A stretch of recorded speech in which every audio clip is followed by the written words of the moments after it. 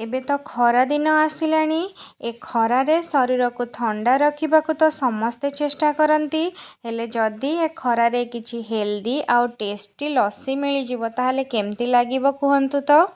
ଯଦି ଏ ଲସିରୁ ନା ଆପଣ ଗୋଟେ ଗ୍ଲାସ୍ ପିଇବେ ତାହେଲେ ମନ ଆଉ ଆତ୍ମା ପୁରା ଶାନ୍ତି ଲାଗିବ। ଏ ଲସି ଏମିତିରେ ତ ବହୁତ ହେଲ୍ଦି, ଆଉ ଆକୁ ବନେଇବା ପାଇଁ ଆମେ ଘରେ ଥିବା ଖୁବ୍ କମ୍ ସାମଗ୍ରୀର ହିଁ ବ୍ୟବହାର କରିବା। ଏ ଲସି କେବଳ ଟେଷ୍ଟି ନୁହେଁ, ଏହା ରକ୍ତହୀନତା ଦୂର କରିବ, ଡାଇଜେସନ୍ ଇମ୍ପ୍ରୁଭ୍ କରିବ, ଆଉ ମେନ୍ କଥା ହେଲା ଶରୀରକୁ ତ ଥଣ୍ଡା ରଖିବ, ତା ସହିତ ଆକୁ ଡାଇବେଟିସ୍ ଲୋକମାନେ ମଧ୍ୟ ପିଇପାରିବେ।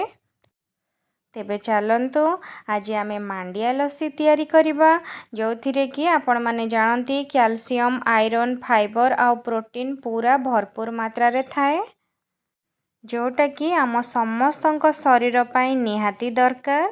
ନମସ୍କାର, କୁକିଂ ୱିଥ୍ ପ୍ରିୟଦର୍ଶିନୀକୁ ଆପଣମାନଙ୍କୁ ଅନେକ ଅନେକ ସ୍ୱାଗତ।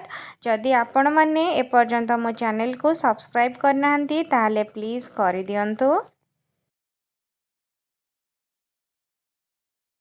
ତେବେ ଚାଲନ୍ତୁ ଷ୍ଟାର୍ଟ କରିବା ଆଜିର ରେସିପି।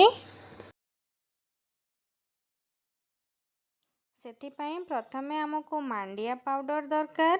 ମୁଁ ଏଠି 1/4 କପ୍ ମାଣ୍ଡିଆ ପାଉଡ଼ର ନେଇଛି, ଯେଉଁଟାକି ପାଖାପାଖି 5ରୁ 6 ଚାମଚ ହେବ। ଏବେ ମାଣ୍ଡିଆ ପାଉଡ଼ରକୁ ଗୋଟେ ବଡ଼ ଗିନା ହେଉ ବା ତାଟିଆରେ ଦେଇଦେବା। ଏବେ ସେଥିରେ 1 କପ୍ ପାଣି ଦେଇ ତାକୁ ଗୋଳେଇକି ଗୋଟେ ସାଇଡ଼ରେ ରଖିଦେବା। ମନେ ରଖିଥିବେ ମୁଁ ଏଠି 1 କପ୍ ପାଣି ଦେଇଛି, ଯେଉଁଟାକି ପାଖାପାଖି 250 mlର ହେବ। ଏବେ ଗ୍ୟାସ୍ ଅନ୍ କରି ଗୋଟେ ବଡ଼ ଡିସ୍ ହେଉ ବା ଗୋଟେ କଢ଼େଇ ବସେଇଦେବା। ସେଥିରେ ମୁଁ ଏଠି 2 କପ୍ ପାଣି ଦେଇଛି। ମନେ ରଖିଥିବେ ମୁଁ 1 କପ୍ ପାଣି ଦେଇ ମାଣ୍ଡିଆ ପାଉଡ଼ରକୁ ଆଗରୁ ଗୋଳେଇଥିଲି। ଟୋଟାଲ୍ ଏଠି 3 କପ୍ ପାଣିର ବ୍ୟବହାର ହେଇଛି, ଯେଉଁଟାକି ପାଖାପାଖି 750 mlର ହେବ। ପାଣି ଫୁଟି ଆସିଲେ ଆମେ ସେଥିରେ ଗୋଳେଇକି ରଖିଥିବା ମାଣ୍ଡିଆକୁ ଦେଇଦେବା। ମନେ ରଖିଥିବେ ମାଣ୍ଡିଆ ପାଉଡ଼ରକୁ ସିଧା ଗରମ ପାଣିରେ ଦେବେନି, ଦେବା ଦ୍ୱାରା କ'ଣ ହେବ ନା ମାଣ୍ଡିଆ ପାଉଡ଼ରଟା ବିଣ୍ଡା ବାନ୍ଧିଯିବ। ସେଥିପାଇଁ ପ୍ରଥମେ ମାଣ୍ଡିଆ ପାଉଡ଼ରକୁ ନର୍ମାଲ ପାଣିରେ ଗୋଳେଇ ଦେବେ, ତାପରେ ପାଣି ଫୁଟିଲେ ହିଁ ତାକୁ ଦେବେ। ଏବେ ସେଥିରେ ସ୍ୱାଦ ଅନୁସାରେ ଲୁଣ ଦେଇଦେବା। ଆକୁ କଣ୍ଟିନ୍ୟୁଅସଲି ଗୋଳେଇ ଚାଲିଥିବେ, ନହେଲେ ମାଣ୍ଡିଆଟା ତଳୁ ଥିକ୍ ହେଇ ଆସିଲେ ତଳେ ଲାଗିଯିବ। ମୁଁ ଏଠି ମିଡ଼ିୟମ୍ ଟୁ ହାଇ ଫ୍ଲେମ୍ରେ 10 ମିନିଟ୍ ପାଖାପାଖି କୁକ୍ କଲା ପରେ ଗ୍ୟାସ୍ ଫ୍ଲେମ୍କୁ ବନ୍ଦ କରିଦେଇଛି। ଦେଖିବେ ଯେତେବେଳେ ମାଣ୍ଡିଆଟା ଟିକେ ବହଳିଆ ହେଇଯାଇଥିବ ସେତେବେଳେ ଗ୍ୟାସ୍ର ଫ୍ଲେମ୍କୁ ବନ୍ଦ କରିଦେବେ। ଏବେ ଆମେ ଆକୁ ଥଣ୍ଡା ହେବା ପାଇଁ ଛାଡ଼ିଦେବା। ଯଦି ଆପଣମାନେ ଚାହିଁବେ ଆକୁ ଫୁଲ୍ ନାଇଟ୍ ଥଣ୍ଡା ହେବା ପାଇଁ ଛାଡ଼ିଦେବେ, ଆଉ ସକାଳେ ବି ଆର ଲସି ବନେଇ ପିଇପାରିବେ।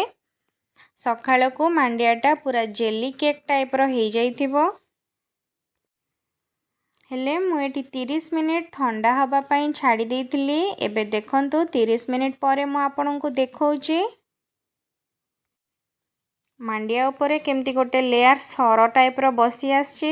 ଯଦି ଆପଣ ଆକୁ ଓଭରନାଇଟ୍ ଛାଡ଼ିଦେବେ ନା, ଇଏ ଟୋଟାଲ୍ ଥିକ୍ ହେଇକି ଗୋଟେ ଜେଲି କେକ୍ ହେଇଯିବ। ଏବେ ଲସି ବନିବା ପାଇଁ ମାଣ୍ଡିଆ ଆମର ରେଡ଼ି ହେଇଯାଇଛି।